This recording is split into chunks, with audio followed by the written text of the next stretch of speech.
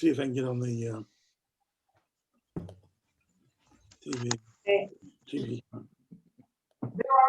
They're already getting people on. So, okay. Coming in? I think this is the first time I've seen people getting on early for something that we've done. Yeah. It's Yeah. pretty cool. Doesn't normally happen with our group. Yes, so I can make me a co-host. Okay. How many are we expecting, more or less? About 48. 48. Wow, 48 screens. Yes. Okay. Yeah, so sometimes I like to see everyone who's here, but obviously when it's that many, I won't be able to. We really It's talked, fine. Mookie. No, a whole bus. You load. really? I said we A really whole talked bus? about- Exactly. That's as many seats as we've got on a bus, but it's going to be a problem with the luggage, with 48. Getting the luggage under the bus is a challenge. So how are you folks doing vaccine-wise in Ohio? Things are changing rapidly. As of today, we've got a huge population opening up on Thursday that's going to get vaccinated, 50 and older, and diabetes, any type, and all sorts of things. Okay. But it sounds like you guys are almost all done. Well, we're now at the stage of the people that need to be persuaded. Good. The people who want, well, to get the first dose. Some people are still waiting for the second dose, but they have to. There are two sectors of society that are much less vaccinated: the ultra-Orthodox and the Arab populations. Really? Also, actually have a much higher death rate and a much higher sickness rate, but doesn't. They're both, those two populations are problematic. But we did have a reopening yesterday of kind of life, really. I mean, my son in middle school had 5 days of actual physical school since September, but he had the sixth one today. See, they're going back 2 days a week now to start.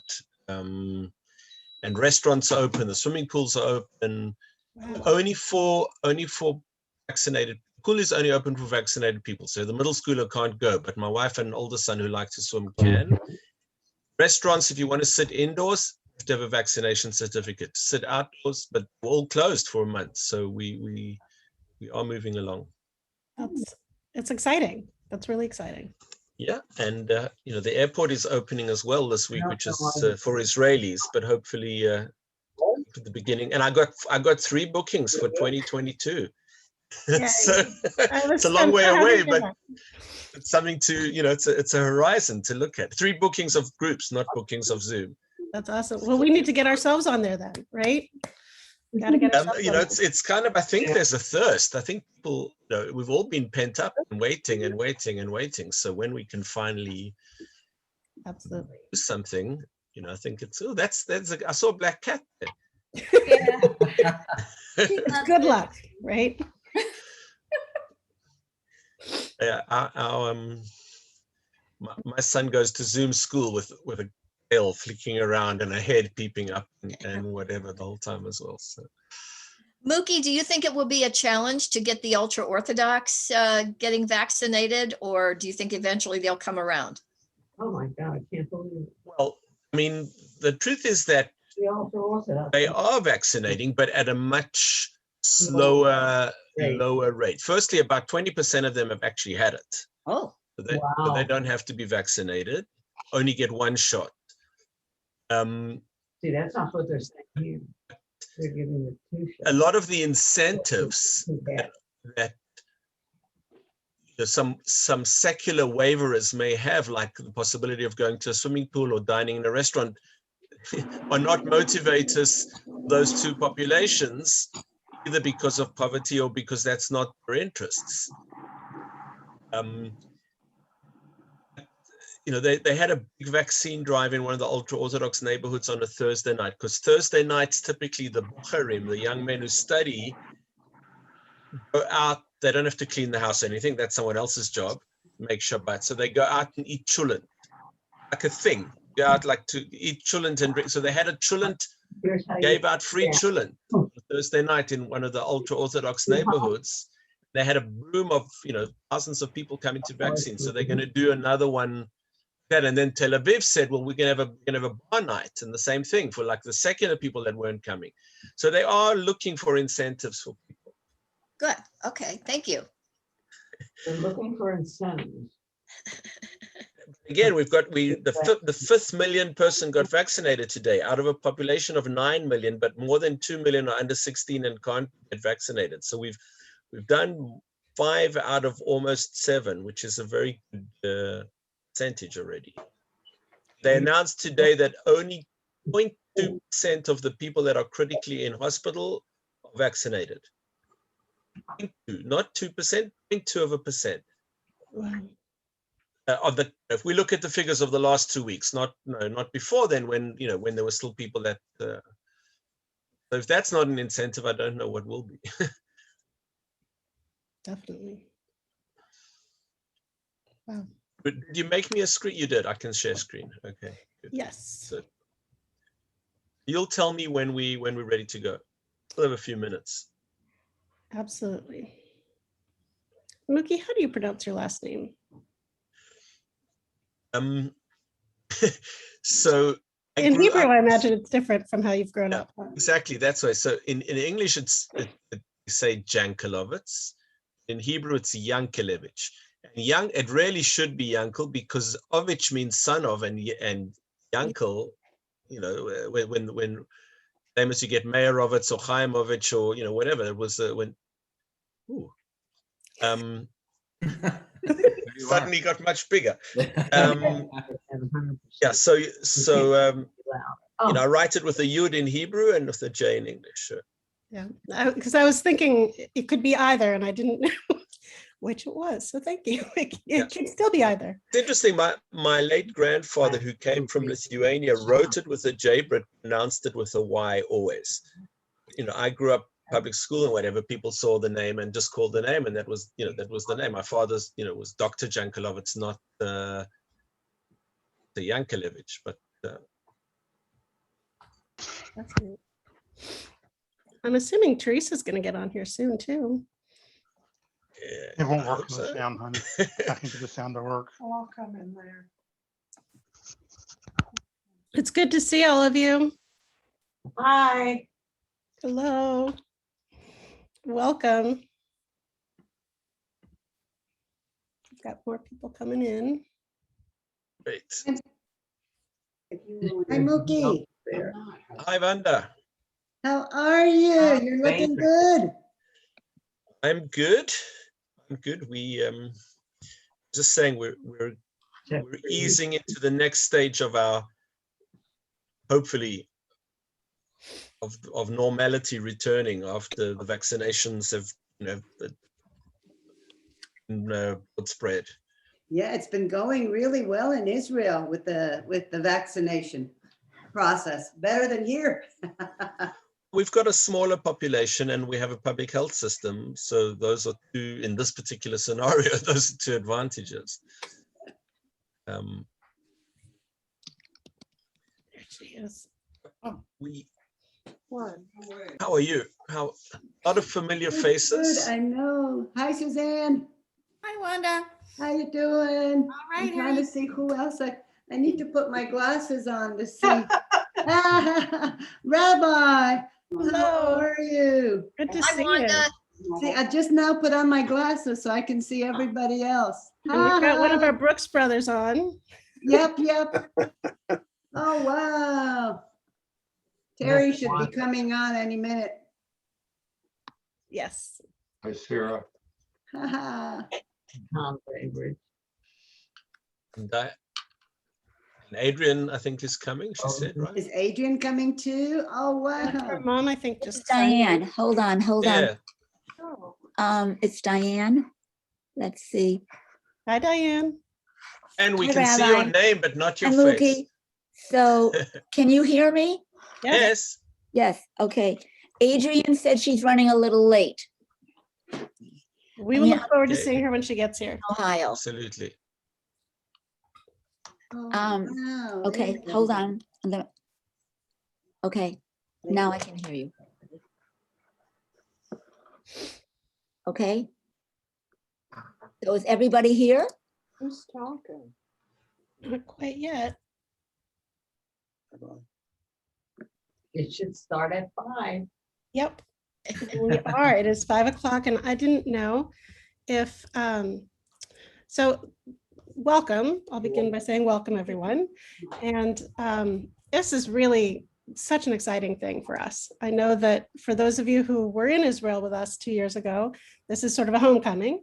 But for those of you who were not able to be with us, I hope that this is a wonderful, not just an introduction, but an opportunity to fall in love with Israel as we had, and to fall in love with our guide, who has been fabulous, Muki, and we just discussed it's Jankelowitz if you're going to be in Israel, correct?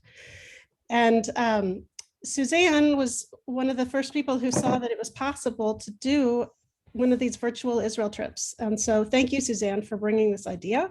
And more recently, it's been Teresa Wyman who's taken on the role of trying to help coordinate this. And we are so very thankful. So I just want to say thank you to all those who've been involved in creating this. And Muki, I'm going to turn the floor over to you. Okay, great. So as you can see, I'm already in the desert. And what I'm going to do, though, is share the screen and welcome all of you. I see some familiar faces and names. We're going to be together for 4 days.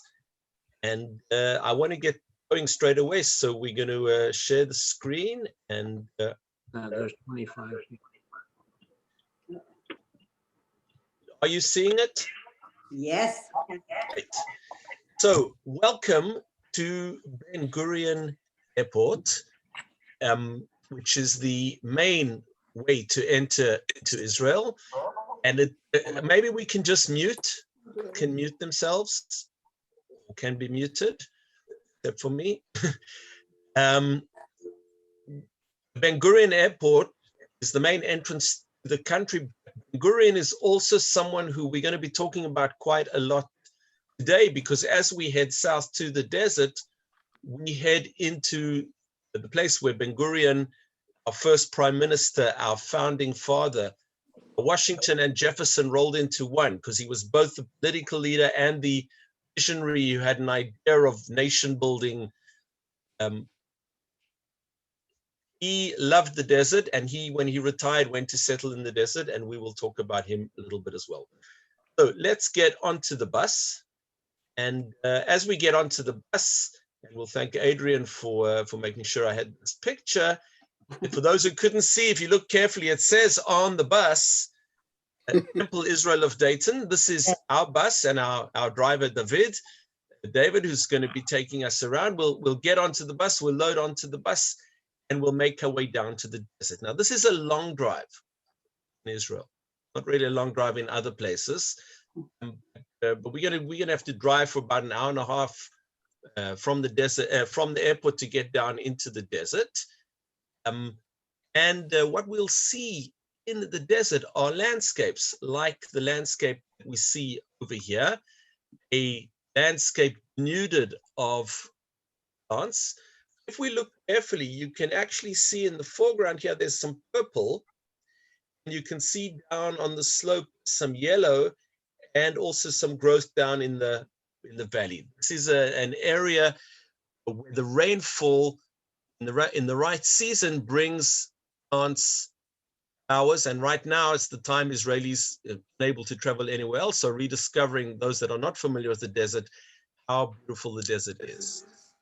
So what you can see over here is a map of Israel, and you can see, as I said, a very small country. 4,700 square miles. Of that, 55% of the country's land area is desert. So that whole area that you see marked in a yellow shade, Sheva sort of prominently written in the middle of it, this whole I'm trying to get closer to work, there we go. This whole area over here is desert. Now, desert is something that is defined by rainfall. 8 inches, 200 millimeters of rain is what defines desert. So here we have another map. And this map actually, and we'll in a moment, we'll start seeing views and not maps. But as those of you that traveled with me know, I like to put out the map and show us where we're going and what we can see. Now, rain doesn't fall nice and neatly. In other words, some years, like this year, which have been a wet year, the line that gets to 200 millimeters is further south. And some years, in dry years, it's further north. So there is a band of area. There's a band of area which is semi-desert, arid. Some years it's actually desert, and some years it doesn't. But as a general rule, the further south we go, closer we move from Beersheba down to Eilat on that map, the more harsh the desert is going to be. There's a second rule, which is as we move from Beersheba towards the Dead Sea, the more harsh the desert is going to be as well.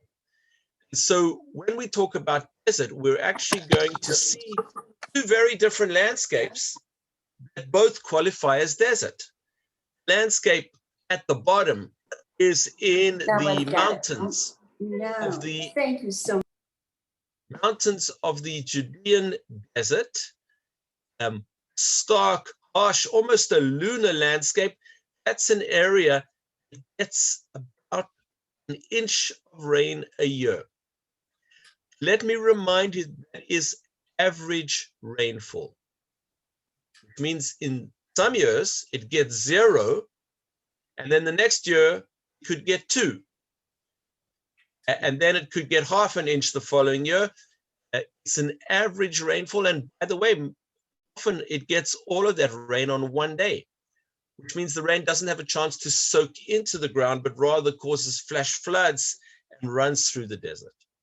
The image on the top, on the other hand, is an image of the northern part of the desert, the area that gets around about 200 millimeters or 8 inches of rain a year. And that's an area where you can do agriculture today.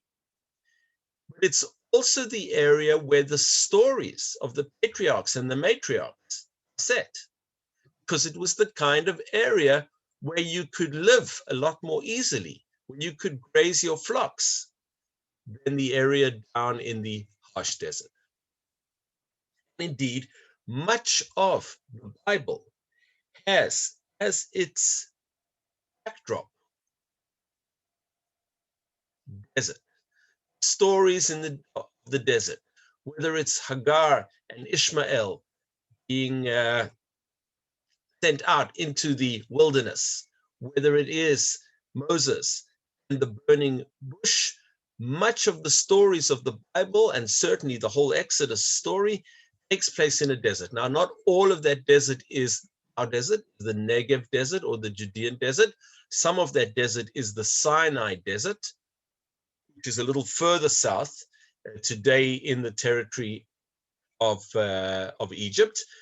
Nevertheless, desert looms very, very large in our consciousness. So we will see sites that are both familiar to us from Sunday school, from Torah study, from the rabbi's sermon, and we will see also sites that resonate with us, I think. For example, the 10 Commandments. 10 Commandments, which were given in Sinai, nevertheless are absolutely a concept connected with desert, connected with having to get away from the corrupting influence of whatever else is around into the unsullied, into the place where you can feel and see and hear God. And the number of times that I've climbed a mountain in the desert with someone who said to me, "I'm not really religious," then at the top of the mountain has a moment, spiritual moment, call it what you want, call it what you will. That's definitely a part of the property of the desert as well. Enough background. Let's go straight into the desert. The first thing you're seeing, a little surprisingly perhaps, is water. Our deserts in Israel are full of water. I guess, is it snowing where you guys are? You know, you're cold and certainly wet. So we're not talking on that scale. The deserts in the land of Israel, places that are accessible. You can carry enough water with you to reach the next point of water.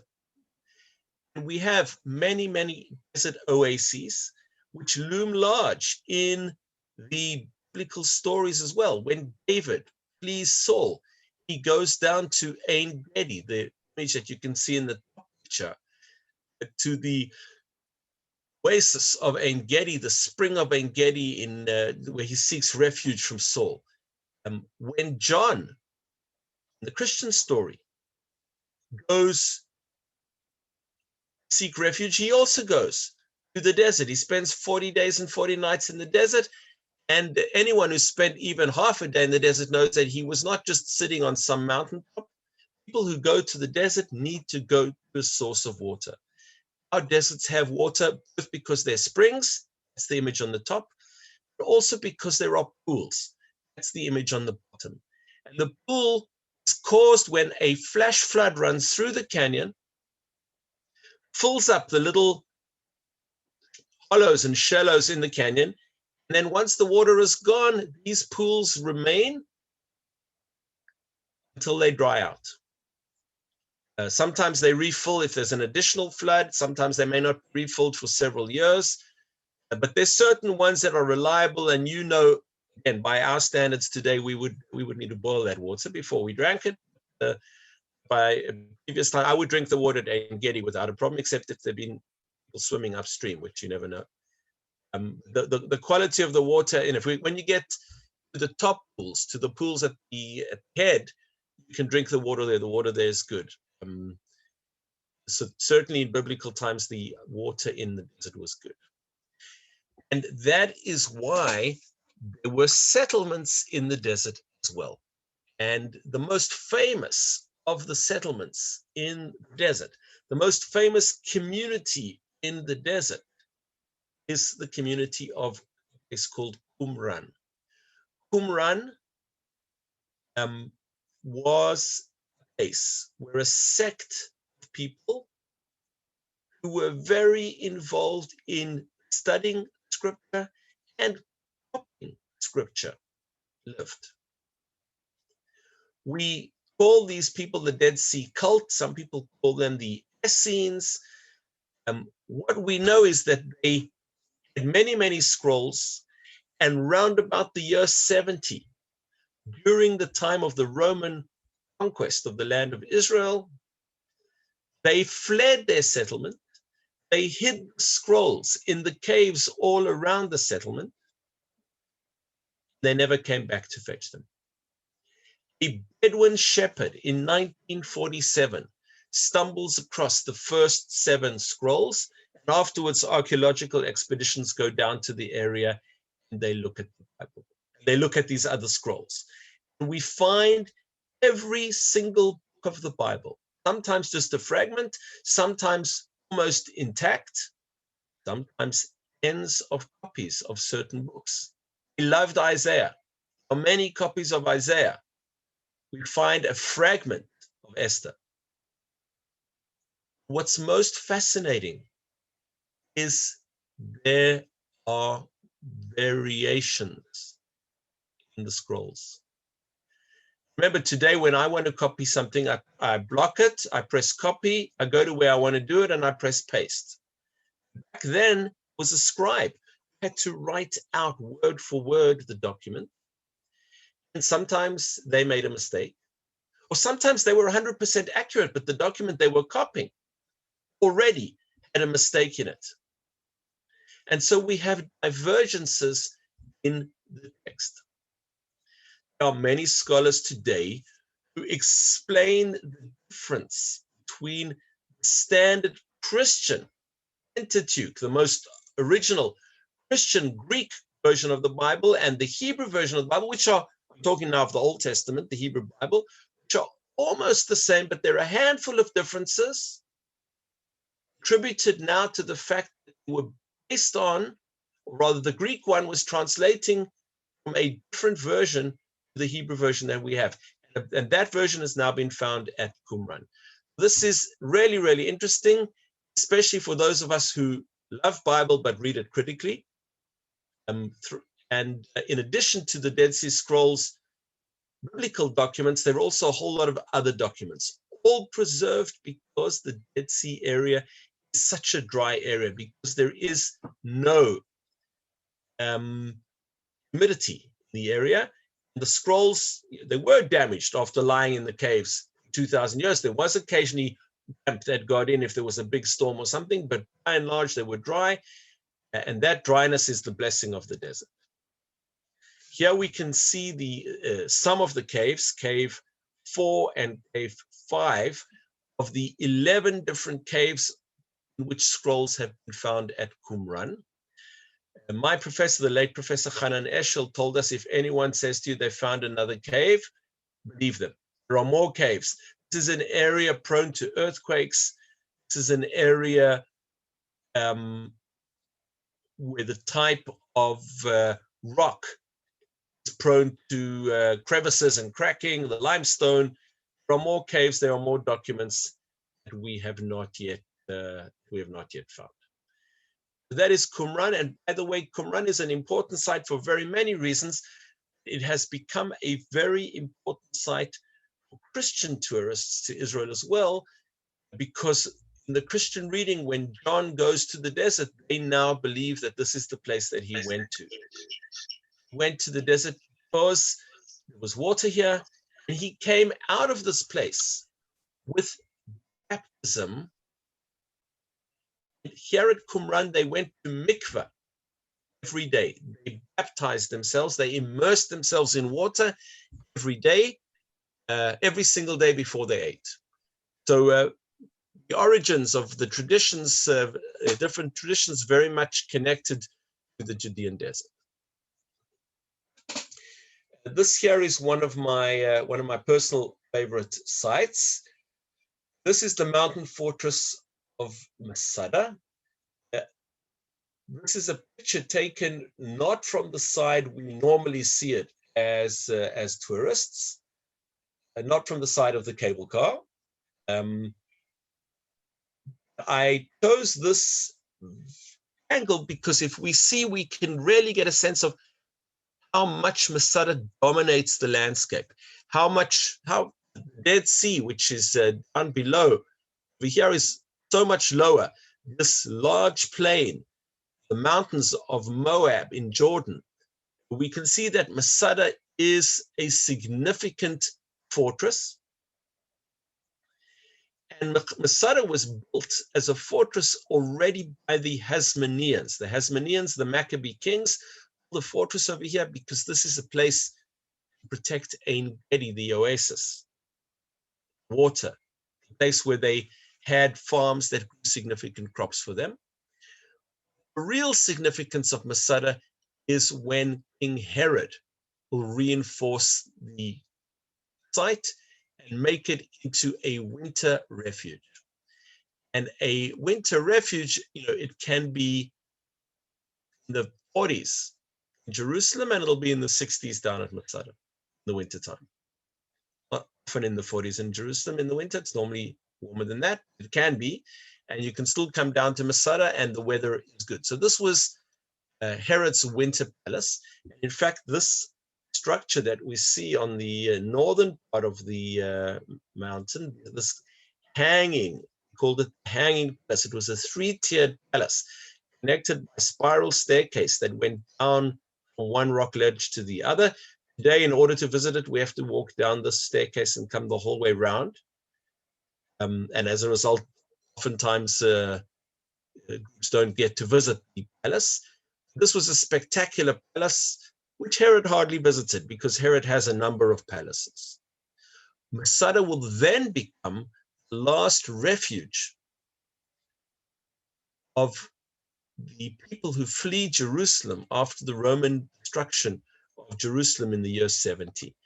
And when the people flee Jerusalem, they go down to this fortress, either coerce, overtake the garrison. We don't know why the garrison there does not defend the fortress. Then they hold on to Masada for another 3 years. The Romans have to come and attack the city. It takes them several months. They have to build a ramp all the way from the ground up to the top of Masada in order to conquer the mountain. And when the Romans conquer the mountain,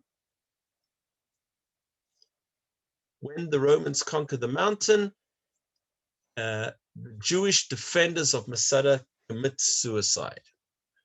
So we're told by the only text that we have about Masada. The only text that we have about Masada is a text by someone called Josephus. He tells us that they all commit suicide rather than surrender. So the story ends. Archaeologists at the top of Masada have found the Roman ramp. They found the place where the Romans batter through the wall, into the top of the mountain. They have not found any bodies, a handful of bodies, but certainly not the 960 men, women, and children we were told that were there by Josephus. They do find a whole lot of pottery shards with names on them. And amongst the names is Ben Yair, which is the name that Josephus tells us is the commander of Masada. And the more romantic would say that these are the actual lots that they drew to decide who was going to carry out the massacre of the rest of their brethren before they died. Less romantic say they could have been ration cards. There are a whole lot of other reasons that these shards with names on them could have been there. Either way, Masada has become a symbol in modern Israel. Same as every nation has its founding stories. Israelis understand that Masada will not fall again. And army units used to march through the desert and climb to the top of the mountain and end their orientation and to the military by shouting, "Benit Masada lo tipol." Masada will not fall again. Here we can see some people who traveled with us. You might see familiar faces at Masada.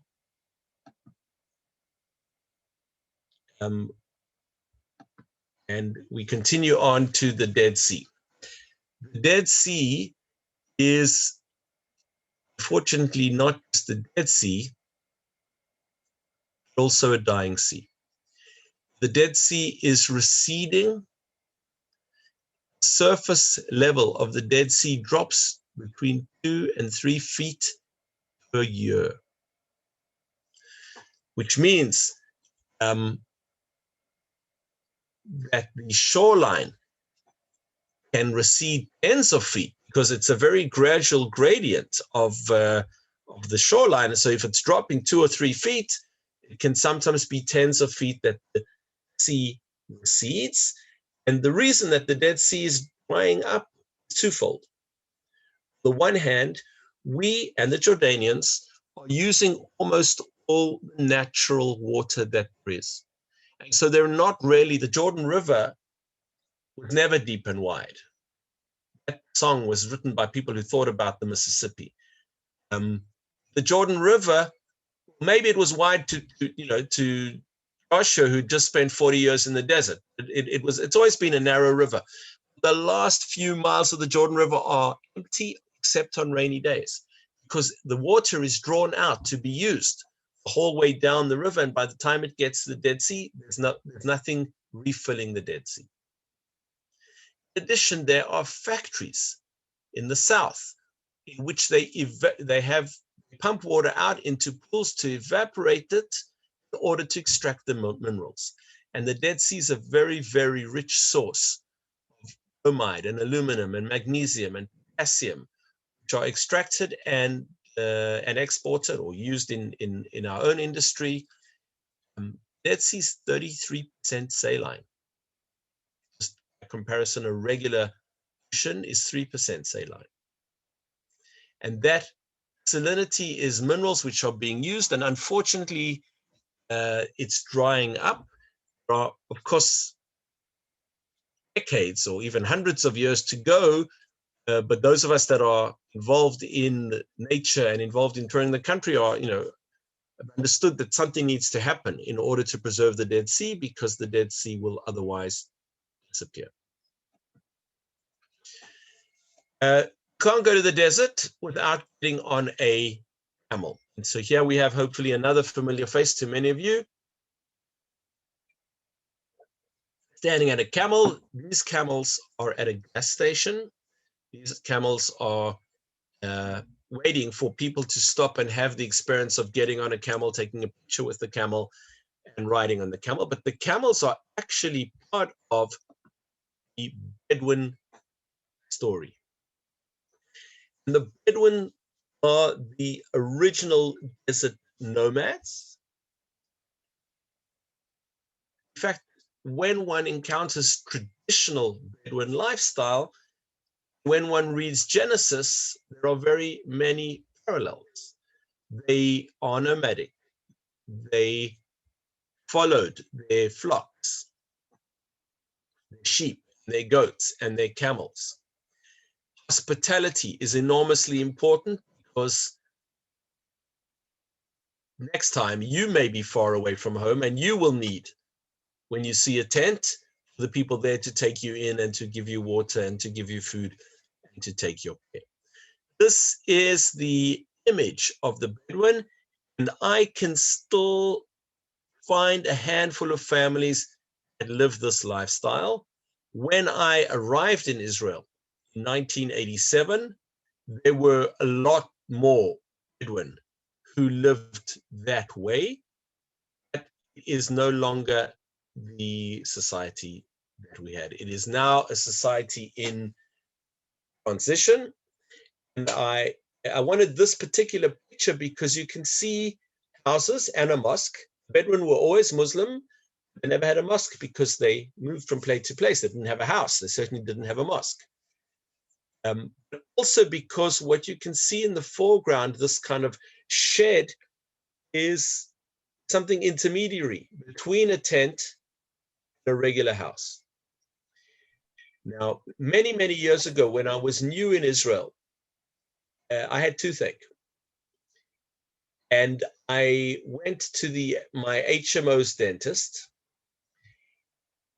who was a Bedouin. He was ethnically a Bedouin. He lived in a real house. He told me that his parents, the same parents that had the foresight to ensure that he had an education and that he was now a successful dentist, didn't want to live in his big house. They lived in a tent in the garden.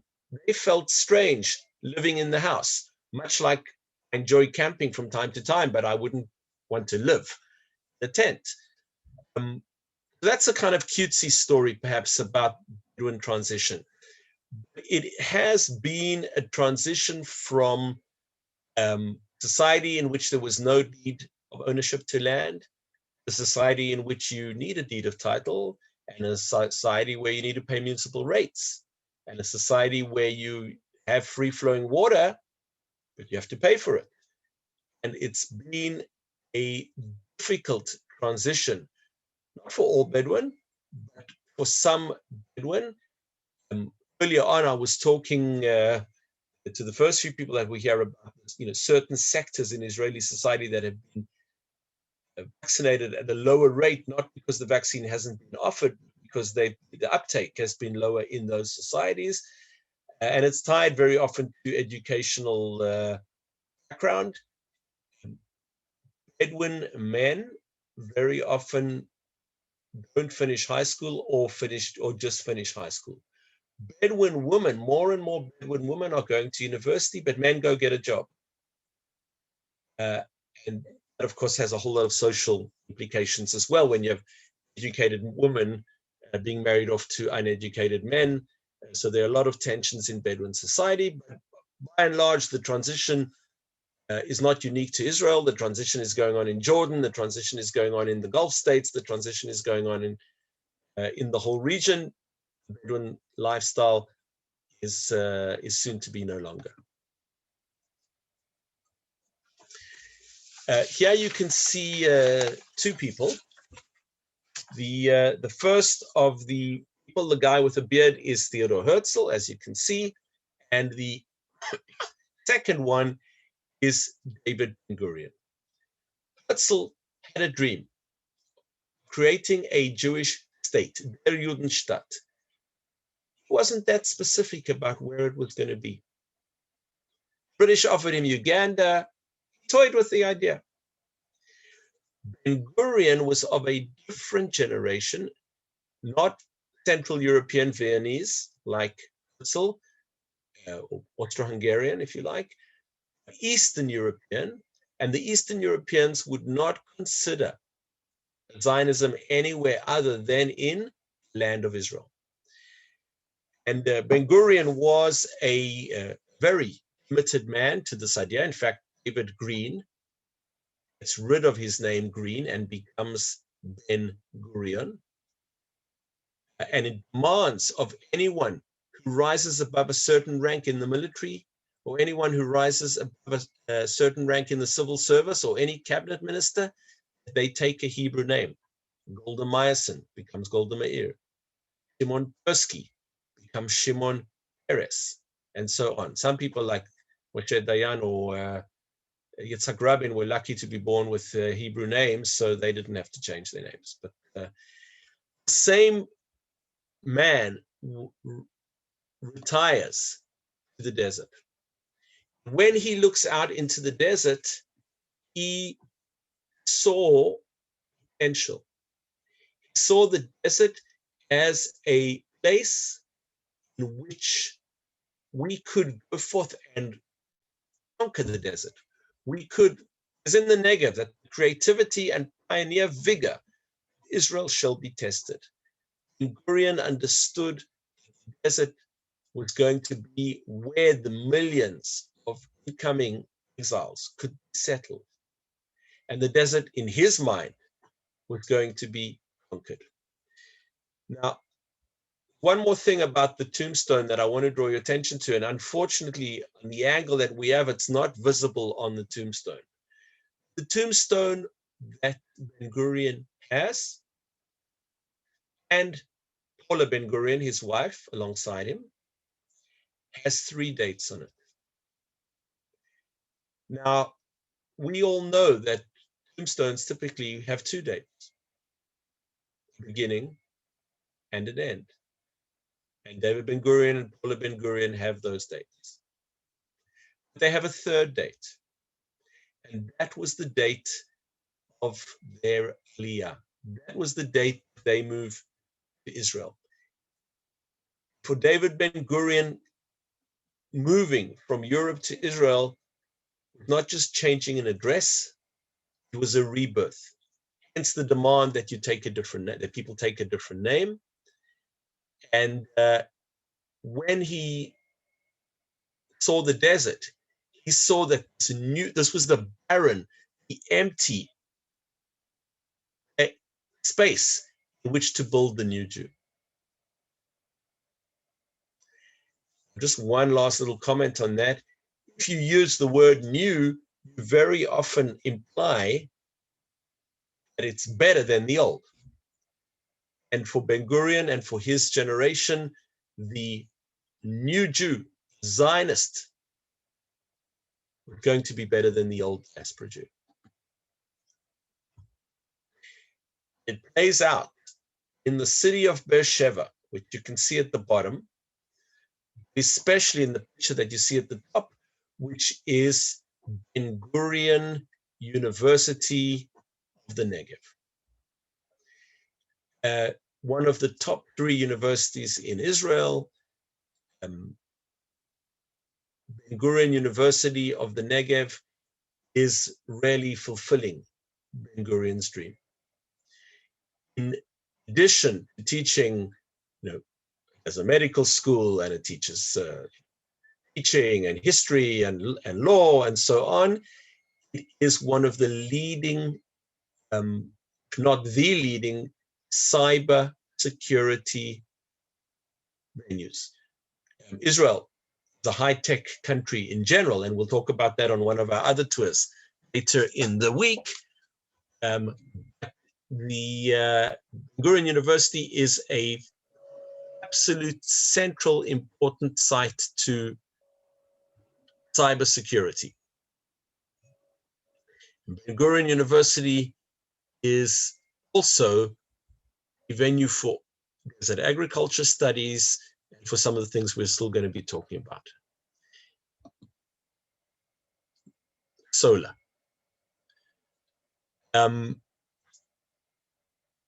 We are a country that has long had solar panels on every roof in order to heat our homes, water, to heat our water.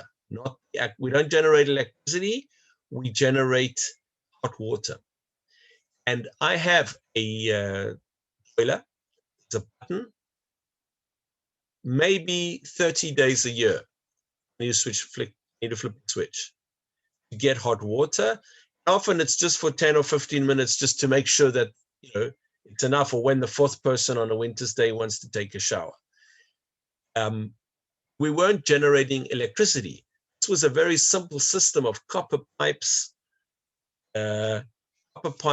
wound underneath a glass plane. Water flowed through the copper pipes, it heated up, went to a tank, and did it again and again, and got hotter and hotter and hotter. Israel, like the rest of the world, is facing with the environmental consequences of the energy we use, and also the understanding that the resources that we have are not going to be around forever. And so Israel has gone very heavily into solar energy. Most of the solar projects are what you see in the lower image. Lower image is photovoltaic. These are static panels that that sit still, the sun comes onto them, and they generate electricity in each of those panels, which is then carried in a wire. The other project that you see is a project that is a parabolic system. You have a whole lot of mirrors the whole way around. All of the mirrors aim their light at the same point, the bright spot that you see at the top of the tower here. That spot with all of the energy from all of the mirrors concentrated on it gets very, very hot. That heat boils a gas, which turns a turbine, which generates electricity. I understand it's good, but it's not as efficient as the photovoltaic.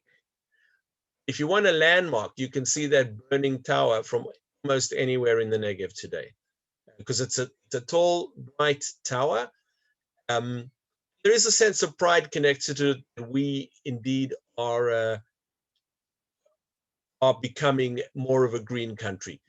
I'll share with you, I'm an Israeli more than 30 years. And 30 years ago, when I arrived there from the green activism on campus in South Africa, Israelis said, we got serious problems. We got wars, we got error, we got friction between religious and secular. We haven't got time for environment.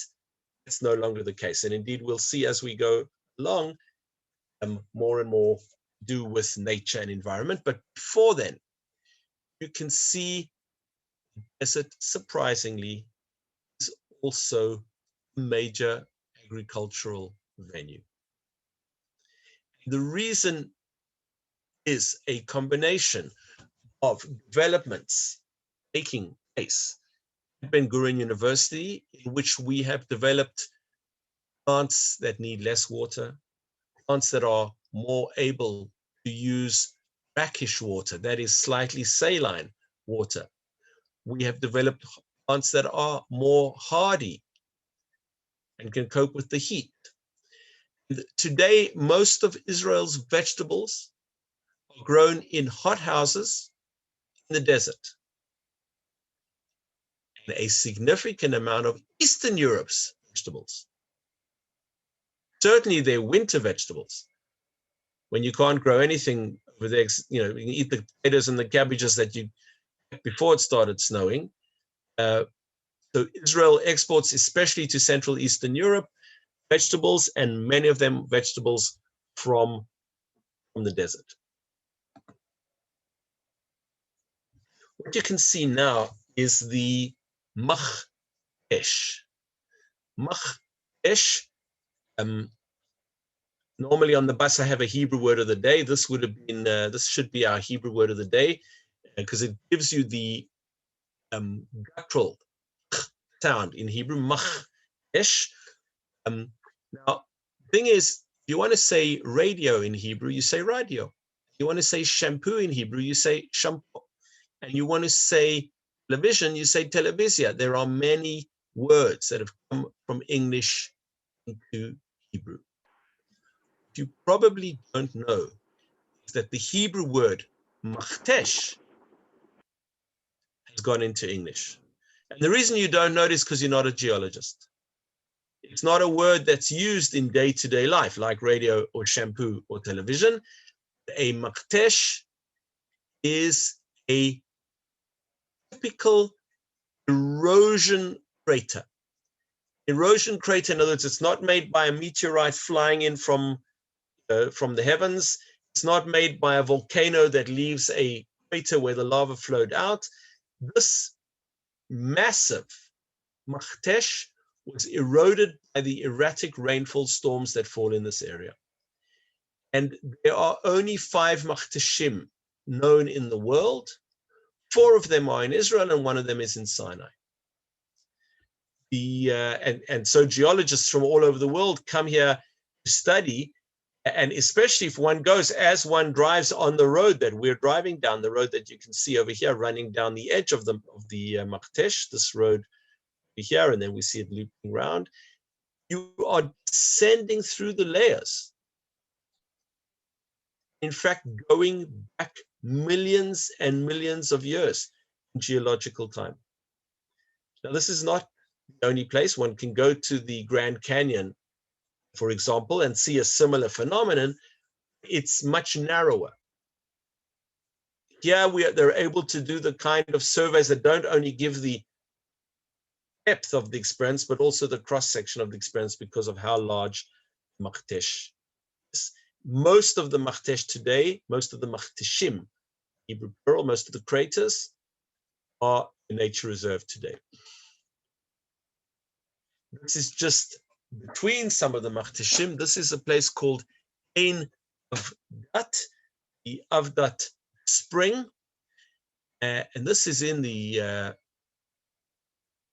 is already in an area where we're getting a lot fewer millimeters of rain, a very small spring, not far from Kibbutz Sde Boker, where David Ben-Gurion went to live, and also a nature reserve that attracts a lot of hikers and attracts a lot of wildlife.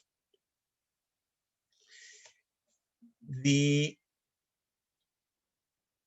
are wild herds of ibex.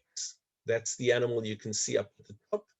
The ibex, which is the wild mountain goat that graze in the desert. They are protected, and their numbers happily are growing.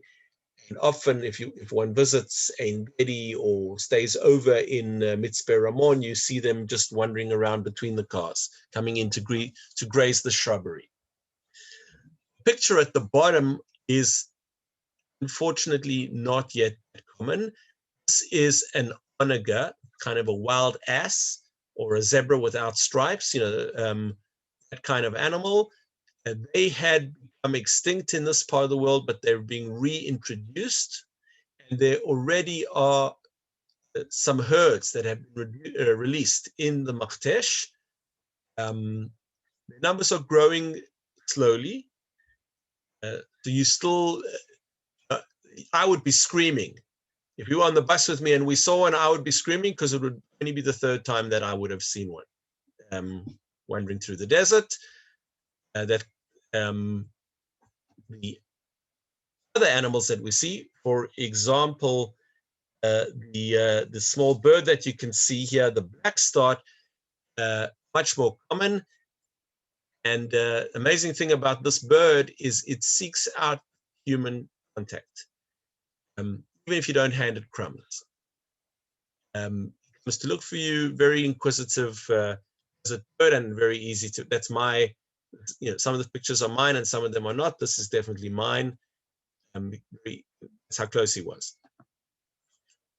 And of course, a male ibex, the magnificent animal of the desert, with its little hipster goatee. They had them before it was fashionable. They'll have them when it's not fashionable. And the ibex is such a symbol that actually has been chosen to be the symbol of the national parks of Israel. So you can actually see the Reshut HaTeva V'Haganim, the National Authority of Parks and Nature, have an oak tree from the Galilee as their once a part of their symbol, and a male ibex with his magnificent horns as the second part of their symbol. Everyone wants to visit Machtesh Ramon today. And there is the little town of Mitzpe Ramon. Machtesh Ramon is the biggest of the craters. The Ramon crater is the biggest. And in the little town of Mitzpe Ramon, there are a number of hotels. The hotel you see in the upper picture with a view, literally built on the edge of the crater, looking out over the crater, it's called Breshit, Genesis. And I do have groups who stay there, but it's really the kind of place that you want to go to for a few days, and you do a jeep trip one day and a hike one day and nothing, or go to the spa for another 1 or 2 days. Often when I go with groups and we stop there, we only get to spend 1 or 2 days there, and we're doing activities all the time. Very popular with Israelis, especially with Israelis who've not been able to leave the country. The one at the bottom is a hotel. This is a preview picture. A hotel that was planned on opening in May 2020, and something happened, but which prevented it from opening. Unfortunately, Shacharut, also 5-star deluxe hotel, about an hour north from Eilat, in the middle of the desert. I grew up in Africa, made Aliyah, came to Israel and love Israel. One thing that gets to me sometimes in Israel is how crowded the country is.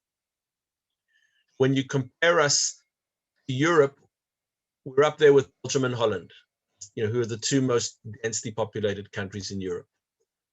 We're actually more densely populated than them because most of our population lives in the north.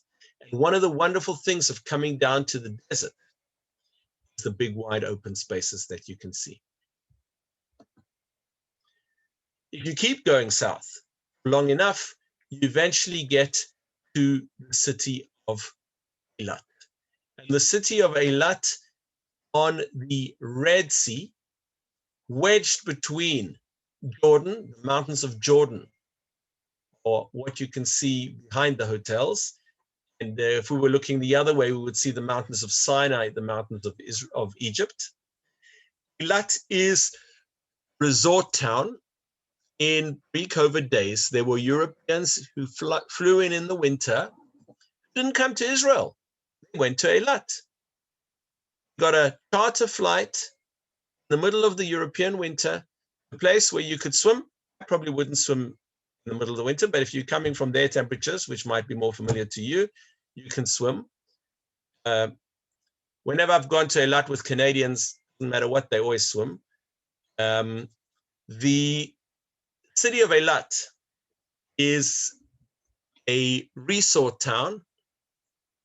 It is also a port city. And we have 2 port cities on the Mediterranean that are our gateway, Europe and America. But Eilat is an important gateway to Asia. I drive a Kia. Before that, I drove a Nissan. My cars arrived in the country through Port of Eilat. Port of Eilat is a very important port for our dealing with the East. The Port of Eilat is also the northernmost coral reef in the world. And no visit to Eilat, certainly no first visit to Eilat, is complete without, and this depends on your style that you can do in your leisure time in Eilat, a visit to the underwater observatory, where there's a bridge out to the water and stairs that take you down to an aquarium. The fish are not in tanks, you're in the tank looking out at the fish. 2 glass bottom boats that ride above the reef, to snorkeling and scuba diving. And again, many of the Europeans who come to Eilat come in order to do these water sports and to view the exotic fish in the Red Sea. I want to leave time for questions. Before we get there,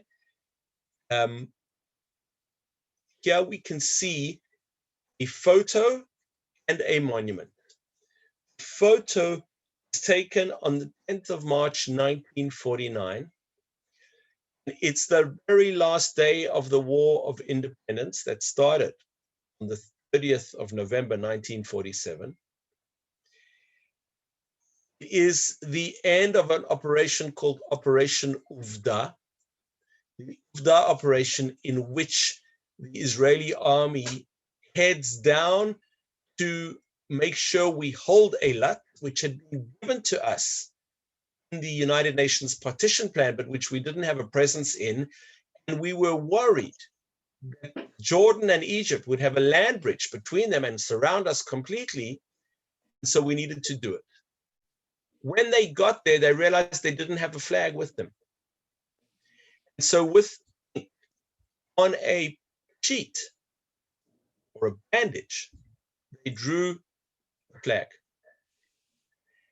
And the monument stands at the place where they erected flag, and every year there is a ceremony commemorating this event on the 10th of March. And I have no idea if it's going to happen this year because of Corona. So I didn't see anything about it. I'm just suddenly thinking it's right now. That's when it typically is.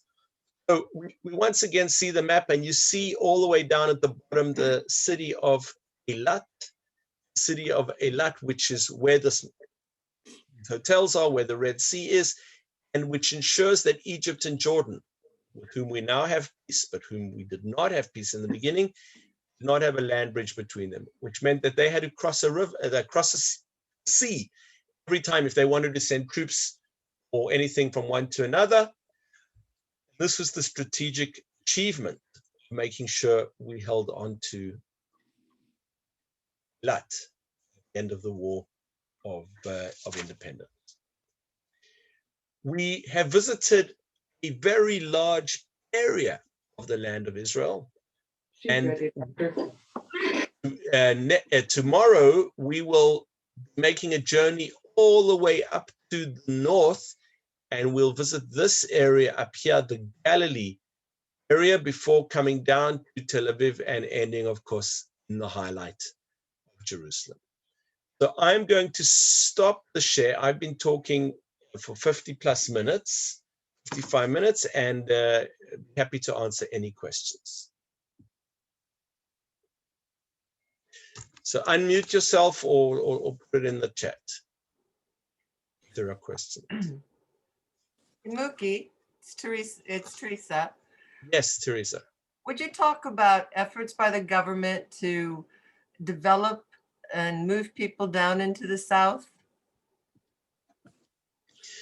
Yes, so when Ben-Gurion went down to the desert, he saw all this potential. he created all kinds of incentives for people to go. And there were a wave of towns that we call development towns. They're mostly, with the exception of Eilat, they're mostly in the northern part of the Negev and the town of Mitzpe Ramon. People moved, but the numbers were never very significant. If we think about it, it's it's almost 2/3 of the land area of Israel, 60% of the land area of Israel. It has 15% of the population of Israel, so people didn't go down in such great numbers, but there are incentives, tax breaks, for people who go to certain areas.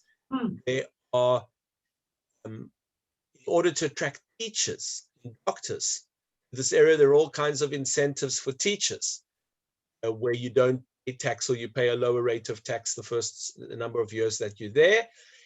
And the medical school,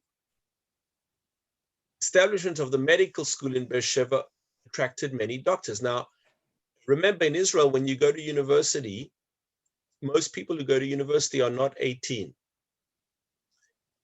22, 23, because they spent a year doing volunteer service. The kind of kid that goes to university spent a year after high school doing volunteer service, and spent 3 years, or if they were an officer, 4 years or 5 years, or if they were in a special unit, 6 years in the army. And they spent a little bit of time traveling, and then they went to university. Wow.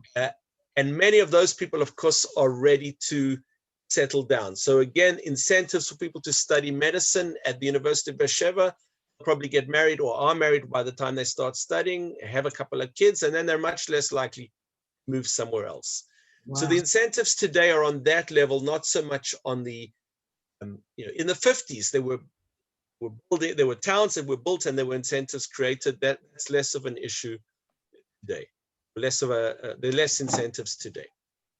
Other questions, please?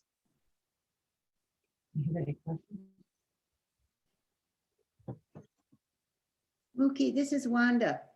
Yes, Wanda. Where is that statue that you just showed? I missed when you were describing the statue of the independence of the with the. That statue, we didn't get to Eilat last time. So it is in Eilat. Okay. In the city of Eilat, which is the very southernmost city, Right. and it stands next to a small stone and mud building, which was the Jordanian police station of Rush, which was the police station that it was there until this action on the 10th of March conquered Eilat. So the police station is maintained as a monument, and this reconstruction statue of the original raising of a flag is there. You don't know where it is. You don't see it because it's surrounded by all these luxury hotels. Okay. But I always, those of you that go with me know, will always take you to see just one more thing. And that would certainly be the one more thing that I would take you to see in Eilat, because that's the central monument as to why we even have Eilat. Thank you. Any other questions or comments? Okay, Teresa again. Is it, Sure. did I hear somewhere that the government's thinking of doing like a high-speed train to Eilat?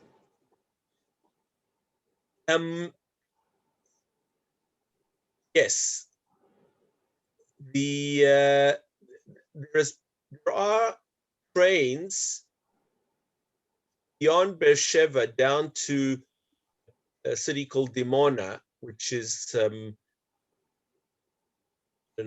half an hour further south than Beersheba, 50 kilometers or 35 kilometers further south.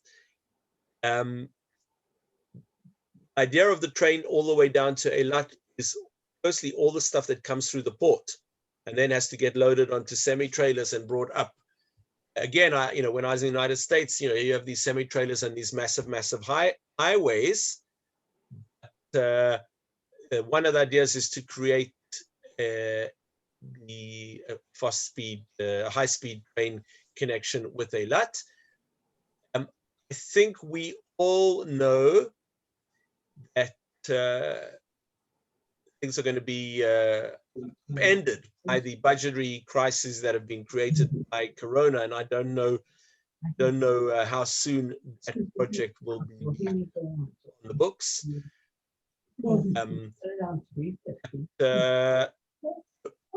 Israel has moved to train. I mean, in normal days, we still don't do it because of Corona. But in normal days, my wife or I would ride the train. We have one car between us, so would ride the train to Tel Aviv to go to work every day. And Israel is moving to trains, good, clean, frequent railway service. So that's coming to Eilat for sure.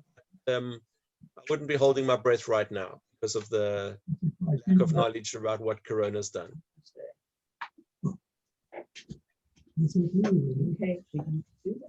So guys, if there are no more questions, Rabbi, any questions or comments from you before we end?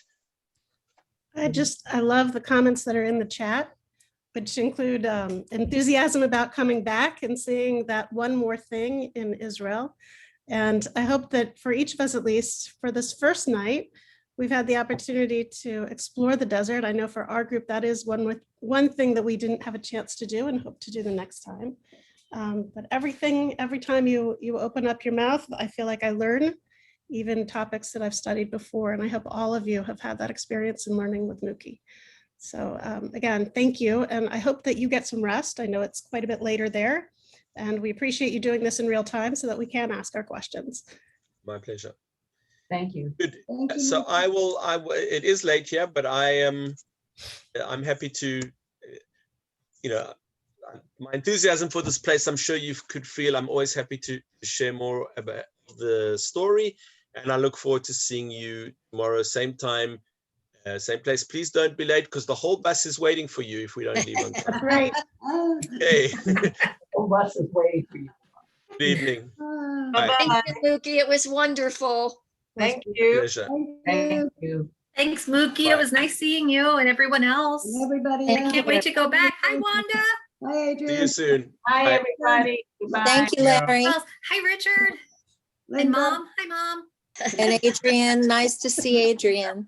Yes, hi, everybody. Hello from Vermont. Oh, Hello, Diane. And Hi, Wanda, Diane. hello. Yes. hey. Hi, Linda, Wanda, Rabbi. So Muki. good. So good to see you guys. Thank you. Richard. See you This is the tomorrow. only way I get to see my mom now. Oh, Yeah. which is your mom, Adrian? My mom's Diane. Oh, hi, Diane. Hi, Jim. Hi. Hi. Hi, Tim. Where's Jim? Tim, Oh, Jim and Jim. Absolutely. Tim and Jim. a whole nother- Next to each other on my screen. Donna. Hi, Hi, Donna. Rabbi. You Hi, look Jimmy. nice to see you, Rabbi. Thank Okay. you. I don't know where that. Thank you very It's much. Thank you all. Priscilla. It came from Priscilla. Hi, thank you. Yeah. It's great to see you. Thank Appreciate Same it. here. Thank you for the presentation. I can't wait for tomorrow. It's going to be great. Right. Yes. All right. Thanks, everyone. Thank you. Love you, Abe. Bye. Bye, Mom. I love you. Thank you. Love you too. I love that.